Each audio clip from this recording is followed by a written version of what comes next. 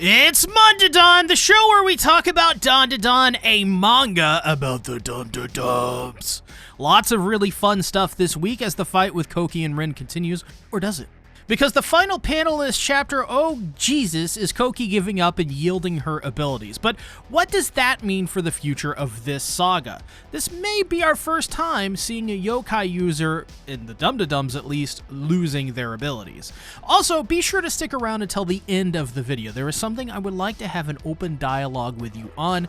So, let's jump in. If you could, please support the channel by picking up some gamer subs using code CTACTICS. It gets you 10% off all your orders, and there is a wide variety of cool stuff to buy. Waifu and husbando cups flavors that are all pretty good, and merchandise that I think is the highlight of their offerings. Thank you so much. Let's continue. We pick up from chapter 222. Pumpkin Butt is blown away by the literal all-and-mighty power of Rin and Koki's new punk rock, gothic piano, and idol music combo. And I think that the last 2-week break that Tatsu had really helped this chapter out a lot. Most of it wasn't dialogue, actually, which surprised me, but was just killer art and spreads that made me blush a little bit because they were all just so detailed. As we see, Pumpkin Butt, despite being blown away, literally is still ready to fight. But I do love how Rin and Koki react to their sudden change in appearances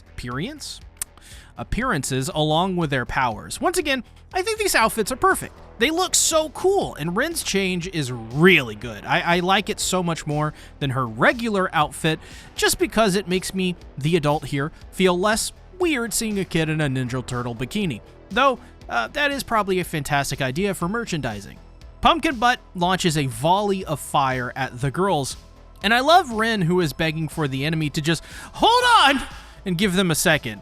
Thankfully, the bugs are protecting them, so that means this ability is both offensive and defensive, but I would think based on what we've seen, it's primarily a defensive ability, as I'll talk about later in the video. So Koki tells Rin to sing like she means it, but she is too caught up in her looks at the moment. Koki rushes to tell her, "Oh, it's fine, you look very cool," which is funny, but I like this moment, as it felt like just a really nice positive reassurance that helped Rin get past her own doubts. And she trusts Koki, as evident by her wishing she had a mirror, but still happy about being told she looks cool. It was kind of a totes moment for me. Made the friendship between the two feel close, like best friends doing anything they can for one another. So, Rin gets yelled at because they're in a situation, and they play their hearts out. Pumpkin Butt is once again blown away through the glass railing, which shatters into a million pieces. Now, I'm no artiste, not a real one at least, but I cannot imagine how difficult it was to make these tiny bugs, and to then make this highly dynamic image with shattering glass. But it does show how perfect their attacks are able to do something such as this. Though I love this next part in terms of the idea behind it, but not really the reality of it, I suppose. The worst nightmare of pretty much anyone happens to Pumpkin Butt. Koki uses her Lord of the Flies to smother him in bugs as he gets covered. Yeah! The hundreds of them just infiltrating his body, going into his mouth. Oh my god. Oh, this was horrifying. And not even I would want something like this. And I'm the guy who thinks spiders are cute and adorable little critters that should be protected. But nah, I'd set myself on fire if that ever happened to me. Which I don't think I could if that happened to me. I wouldn't be able to. But I love that it is women who are taking control of bugs, because it's that usual cliche of women just not being able to handle bugs and all the creepy crawlies and stuff. But they kind of turn what, at the very least, is a cliche into their strength. Yeah, they probably think bugs are hella gross, and they very much are. But there is an overall sense of empowerment through things that they are unsure about or weak to with these two. For example, the outfits, their ability to play, etc. These things so far have been aspects which have made them even stronger. You know, it's kind of like it's the middle way, strong and weak. Yes, I am referencing the manga you think I am referencing. I love Hell's Paradise. As they celebrate their small victory, Muscle Guy steps in with some very astute observations being thrown around here. Being able to encounter such powerful and bewitching girls is incredibly, stimulating. Me like Ooga Booga, basically. So far, it seems this guy is a dumb pervert, or at least that's my read into it. I'm not sure. But I am so here for it. Not because of what you think, but because it means when they all get their asses kicked by Koki and Rin, I will laugh. And yeah, it does seem that the Red Baron has decided to pick a bunch of pervs for this job.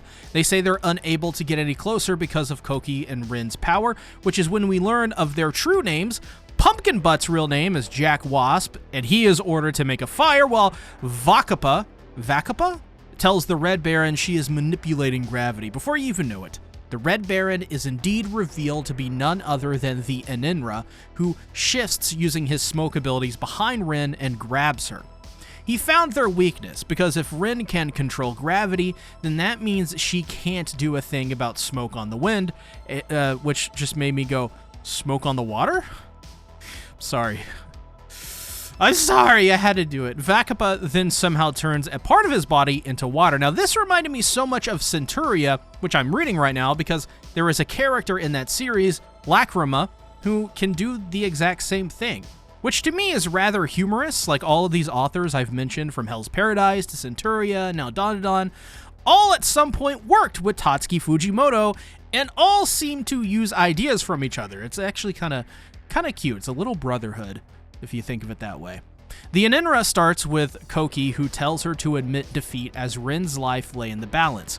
And I was surprised by this, I really was. She immediately does so, and I think that is because Koki values friendship and connection over power itself. And it's actually almost funny how stupidly simple it is for Koki to make this decision. But it makes sense, because based on her past, we see that she was manipulated by power dynamics in the first place. So we see as the chapter ends, her hand gets cut, and possibly her powers removed for good. I think that there is a good possibility we will see someone interfere and stop the transfer of power from happening. I don't know why, but for some reason, I think that Miss Adachi could come to the kids' rescue. The reason I think this is partly on vibes, and because I've been thinking more and more about her as the weeks go on, because where the hell has she been? She has 2 powers she controls. That is kind of immense, if you think about it. That is something you don't see every day in Dandadan. So what if she is coming in, maybe, to protect the kids from these bad guys? After all, if we have a third party intervene, this could force Rin to be released and would unify the 3 together. Plus, let's think about it this way. What kind of powers does Miss Adachi have? First off, she has the ability to control the Zhongshi, who are zombie grasshoppers, vampires, things. Along with that, she has the Severhead Dribblers. If she can control these 2 and use them in tandem, it would, I would think, level the playing field pretty quickly, because the Zhongshi would be able to overpower somewhat the 3 with the countless zombies, right? While the latter, the Severhead Dribblers, would be able to turn them into severed heads for dribbling, or some other kind of sport. It would be kind of perfect for them, honestly. That being said, in all of this, the only threat I really see here is the Aninra, and I feel that he is the only reason they are able to do as much as they have been. He kind of keeps them organized and focused, so I think that would logically be the focus, the person to take out.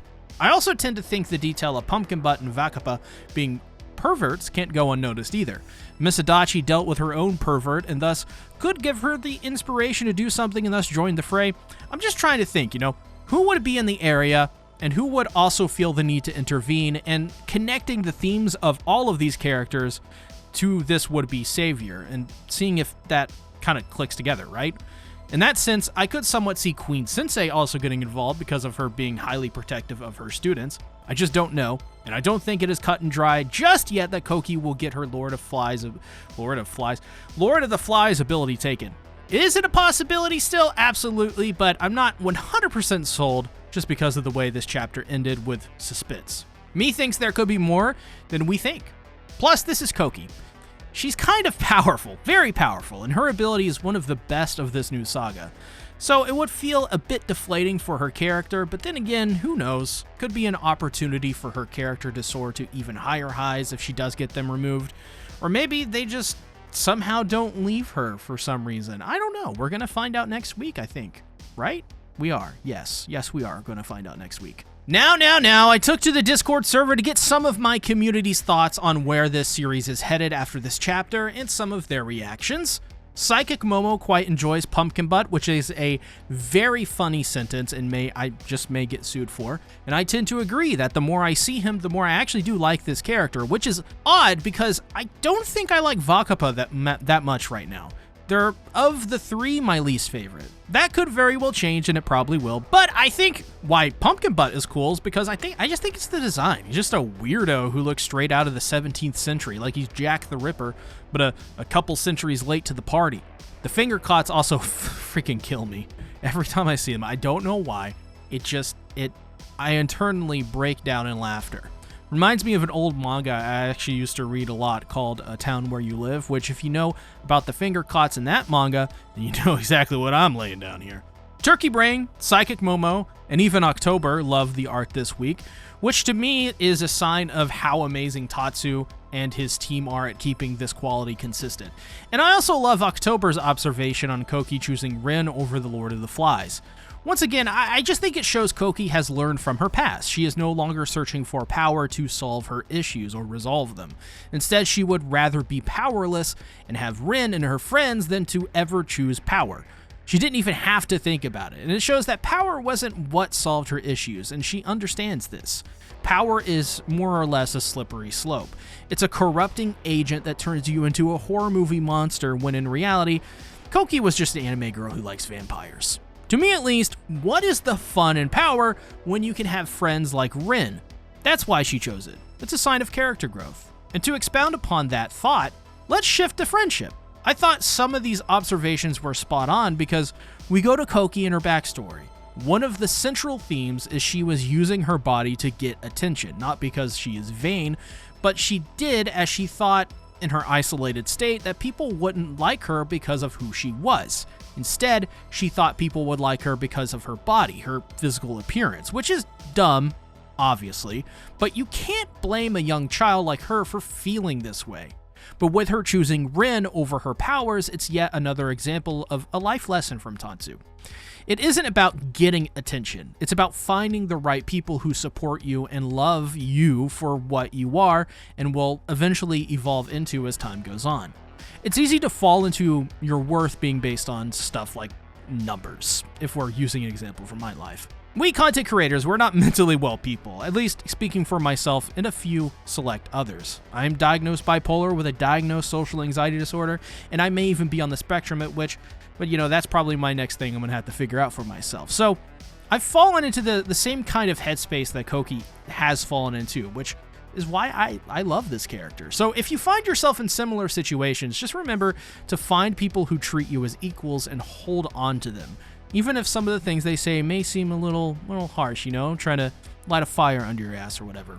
These are the people who will guide you, and you'd be surprised, but you will guide them as well. High tides raise all boats. All diamonds are created through pressure. The one thing that is common amongst us all is we create through communication. We create things like hope, business, movements, and, mountains. Just remember, we're all in the same boat, so let's get to sailing, right? All right, so there is something I want to discuss because it has been proposed in my Discord server that I produce content on theories my community comes up with. Basically, making content from your content, if you want to put it that way. Before I ask you to respond, at least I would like for you to first chew on some of my thoughts on this matter and maybe come back later in the week and then respond. And this will also explain why I haven't done it yet either. To simply put, I feel like taking your content and making videos on it needs to be worthwhile. I have a list of content sins I have on a sticky note. It's attached to my computer, and when the sticky note falls off, I make another one of the same exact sins. And just so you know, these are as follows: echo chambers, anxiety, overconsumption, cultural extraction, addiction, and rage bait. I treat the internet like I treat planet Earth. I do not pollute it, and if I do, I need a good reason and something to counter that pollution. Basically, I need to take action. So to me, I'm worried of this falling into the cultural or community extraction point that I have, sin. It feels wrong. It feels like a sin for me to take your content and monetize it and gain something from it without first giving something back from what at least I gain. Basically, if I am extracting, the very thing I am extracting needs to be of use and to give back to the culture or the community. that it was taken from. So, seeing as many people want me to do this, and I was asked nicely, I want to open up this dialogue to everyone and see where we all stand. If I do theory-based content based on others' content, then how could I make this a more ethical venture that does these specific things? These 3 questions I want to ask. The first is simple. Extracts value and gives back that same value to the community. So how can you gain from that extraction? How can I give back? That's the first. The second question is simply this. How do I do this ethically? The goal is not to become a content miner across all of my channels. I don't mean miner as in like, I don't know, like someone who's under 18. That would be kind of funny. No, I mean like a miner as in someone, in a mine, mining ore. I don't want to be those channels. And the final question, these will need to be monetized because, duh. So how do I monetize something that of which is not inherently mine? How do we make that ethical? Any sort of clarity, help, or discussion would go a very long way in making sure we as a community are on the same page. Let's do this all together, and let's try to figure out how to solve some of these hurdles. Thank you for watching. Join my Discord for more Dandadan discussion. Click on these videos for more Dandadan goodness, or check out my Chainsaw Man content on my other channel. Make it a great day or not, the choice is yours.